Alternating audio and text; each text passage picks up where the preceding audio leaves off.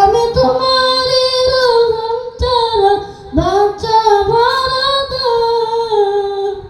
প্রতিদিনে প্রতিক্ষণে জড়িয়ে রাখবো আমায় কত শত ভুল।